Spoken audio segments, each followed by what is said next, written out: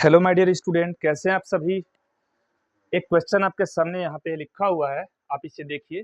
Page number 124 question number 3 है। ठीक है, ये एक एवरेज बेसिस क्वेश्चन है। ठीक है, तो आइए इस पर बात कर लेते हैं आपके सामने। अब्दुल गाड़ी से स्कूल जाने के क्रम में औसत चाल 20 किलोमीटर पर आवर है और उसी रास्ते से लौटते समय उसकी चाल 40 किलोमीटर पर आवर है, चूंकि वहां पे भीड़ कम है। तो अब्दुल की इस पूरी यात्रा में औसत चाल बताइए। तो देखिए जी, ये क्वेश्चन बोर्ड पेपर में कई बार पूछा हुआ क्वेश्चन है, इग्नोर नहीं करना है। ये पॉइंट ए है, ये पॉइंट बी है। यहाँ से वो जब स्कूल जाता है तो इस स्थिति में उसकी उसकी जो स्पीड है अर्थात एवरेज स्पीड है वो 20 किलोमीटर पर आवर है। जब वह उसी रास्ते से लौट करके वापस आता है तो अजूम कर लीजिए कि वह speed S2 40 kilometre per our है, 40 किलोमीटर पर आवर है। तो आप इस बात को कह रहे हैं कि पूरी यात्रा में औसत चाल बताइए, इस पूरी जर्नी में उसकी एवरेज स्पीड क्या है। तो अब आप यहाँ पे ये गलती नहीं कर सकते हो माय डियर स्टूडेंट कि u प्लस वी बाई 2 कर सकते हो। क्यों?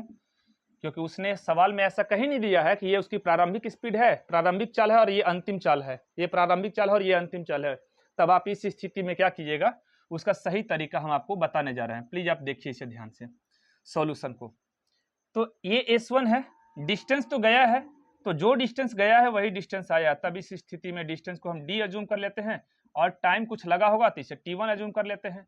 तो टाइम इज इक्वल टू क्या होता है, इतनी बात समझ में आनी चाहिए आपको कि s is equal to D by T होता है। तो टाइम निकालेंगे तो t1 इज इक्वल टू क्या हो जाएगा, तो t1 is equal to D upon में S1 आ जाएगा या s आ जाएगा। तो इसको हम S1 ही ले लेते हैं। तो ये आ जाएगा, ये आपके सामने आ जाएगा d बाई 20। ठीक है, तो ये डाटा आपके सामने निकल गया करके आ गया कि स्कूल जाने के क्रम में उसका जो टाइम लगा है वो d/20। ठीक है, लगा है कुछ घंटा आवर कुछ लगा होगा। चलिए अब S2 के अगर हम लोग देखा जाए तो जो डिस्टेंस गया वही डिस्टेंस आ रहा है। तब इस स्थिति में वह कितना डिस्टेंस ट्रेवल करेगा, तो सर वही डिस्टेंस तो फिर से गया है। तब इस स्थिति में S2 मालूम है, D भी मालूम है, टाइम नहीं मालूम है, तो हम इसको T2 ले लेते हैं। और T2 इज इक्वल टू क्या हो जाएगा बताइए जरा। तो T2 इज इक्वल टू अभी देख लीजिए, time is equal to distance by speed है, तो यहाँ भी वही काम कर देंगे, डिस्टेंस बाई स्पीड लिख देंगे। तो डिस्टेंस क्या है, D ही है। स्पीड क्या है, स्पीड को प्लेस पे हम S2 को हम यहाँ पे कह सकते हैं S2 क्या हो जाएगा 40 हो जाएगा। तो अब आप यहाँ से T2 भी निकाल लिए हो, T2 इज इक्वल टू क्या हो जाएगा d/40। हो सकता है कि किसी किसी के बुक में ये दोनों डाटा अलग अलग हों, ठीक है, लेकिन सवाल बनाने का प्रोसेस यही रहेगा। अब आप यहाँ पे एवरेज का फॉर्मूला लगा दीजिए, average velocity is equal to total distance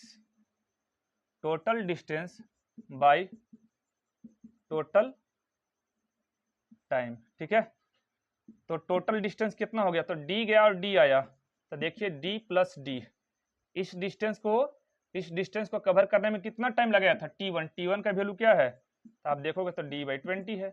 अब इस डिस्टेंस को, ठीक है, इस वाले डिस्टेंस को अर्थात आने में अब कितना टाइम लगाया था t2, तो t2 का वैल्यू क्या है d/40।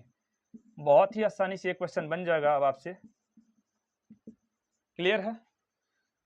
तो d जमा d क्या हो जाएगा भाई, तो 2d, और यहाँ पे d को अगर हम लोग बाहर निकाल ले तो ये हो जाएगा 1/20 प्लस ये हो जाएगा 1/40। d से d कैंसिल करा दीजिए। ठीक है, अब यहाँ पे अब आप आ जाइए, तो average velocity is equal to क्या हो जाएगा, average velocity is equal to हो जाएगा, ऊपर बच गया 2 और नीचे चल रहा है 1/20 प्लस का 1/40। ठीक है, अब आपके सामने average velocity is equal to क्या हो जाएगा, average velocity is equal to हो जाएगा 2 और 20 और 40 कैल्शियम क्या हो जाएगा 40, 22 जा 41 जा। अब इसको थोड़ा हम यहाँ पे थोड़ा शॉर्ट में डील कर देते हैं।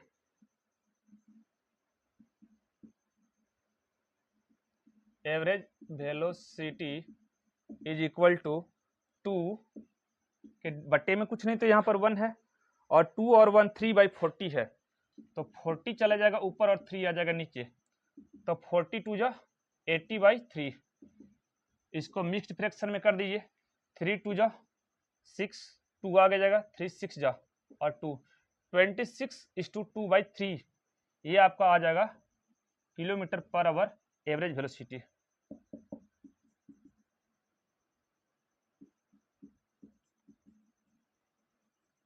Average velocity is equal to 26:2/3 km/h।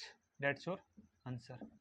आप इसमें u प्लस v/2 वाला फॉर्मूला को नहीं लगा सकते हैं, चूंकि यहाँ पर आपका इनिशियल स्पीड और फाइनल स्पीड के बारे में नहीं कहा जा रहा है, इसीलिए आप ये ओरिजिनल फार्मूला को ही अप्लाई कीजिएगा। क्लियर है? उम्मीद है कि ये बातें आपको समझ में आई होंगी, और ये चूंकि कई बार बोर्ड पेपर में पूछा हुआ क्वेश्चन है। जैसा कि आपको मालूम होगा, मेरे चैनल का नाम है ultra education system, ultra education system. आप इस चैनल पे जाकर के मेरे और भी लेक्चर्स वीडियो को भी देख सकते हैं। 9th 10th वगैरह बहुत सारे लेक्चर्स वहाँ पे डले हुए हैं। Have a nice day to all of you.